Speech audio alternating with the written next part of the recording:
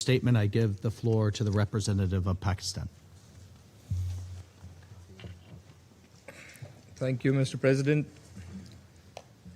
The consequences of the conflict that we are witnessing right now are clear, and everyone is impacted. This is a conflict that should never have happened. The conflict and its disastrous fallouts are no more isolated. The regional and global dimensions are obvious. And when international law is violated, peace is imperiled and not advanced.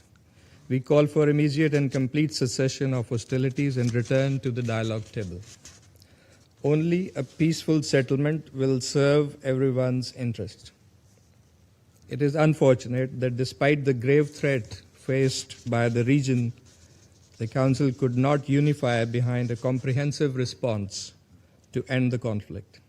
That's the sad reality. Yet, it was important to act, for there were genuine concerns that needed to be addressed. Under the circumstances, we had two proposed draft resolutions before us. I thank the representatives of Bahrain and the Russian Federation for presenting the respective draft resolutions. And Pakistan supports both the draft resolutions. Our positive vote on the draft resolution introduced by Bahrain signifies the affirmation of Pakistan's strong solidarity with the brotherly countries of Bahrain, Kuwait, Oman, Qatar, Saudi Arabia, the United Arab Emirates, and Jordan. It also serves to underscore our condemnation of all the unwarranted attacks faced by them, especially those targeting civilians, civilian objects, and critical civilian infrastructure. I reiterate Pakistan's complete support for the territorial integrity, sovereignty, and political independence of all these countries. As demanded by the resolution just adopted, we hope that the attacks on their territory will cease immediately and the navigational rights and freedoms in the Strait of Hormuz will not be undermined. It is most unfortunate that the fraternal states of Bahrain, Kuwait, Oman, Qatar, Saudi Arabia, UAE, and Jordan came under attacks despite all along supporting dialogue, facilitating diplomatic engagement, and advocating avoidance of escalation during the period of heightened tensions and military activity in the run-up to the start of this conflict. These countries should not have had to face the worst consequences of war. Pakistan stands in complete solidarity with their governments and people. President, Pakistan also views favorably the draft resolution tabled by the Russian Federation that is also contextualized in the framework of the UN Charter and has its primary focus on urging the parties to stop military activities, refrain from further escalation, and return to negotiations, something that is consistent with Pakistan's overall position. The deplorable turn of events unfolding in the region, from the initiation of unwarranted attacks on the Islamic Republic of Iran on February 28th, which Pakistan also condemned, have seriously jeopardized international peace and security, given rise to grave consequences, and unnecessarily embroiled the entire region. As a brotherly neighboring country, Pakistan supports the sovereignty and territorial integrity of Iran. We are deeply concerned by the instability in Iran. These disturbing developments also carry profound socio-economic and humanitarian repercussions. As a neighboring country, Pakistan has not remained immune from these impacts. At least 2 Pakistani nationals lost their lives in attacks on the UAE. Millions of other Pakistanis that reside in the Gulf countries remain in harm's way.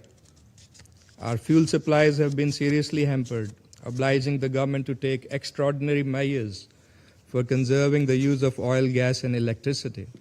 Several essential aviation links have been severed while others face disruptions.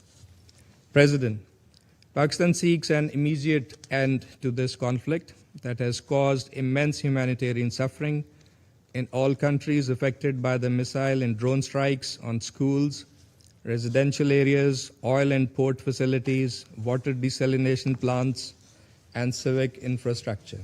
We offer our deepest condolences on the tragic loss of life of civilians caught in the middle of the conflict and extend our sympathies to the affected families and communities. It was particularly heart-wrenching to see innocent school children perish at an elementary school in Minab.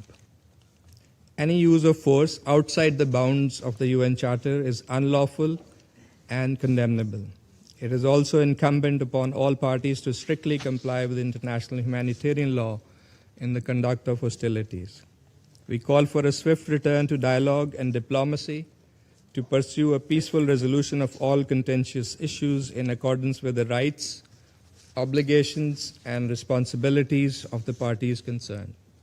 Sincere commitment and genuine political will are required to restore trust and build the foundations of peaceful coexistence through mutual accommodation and respect.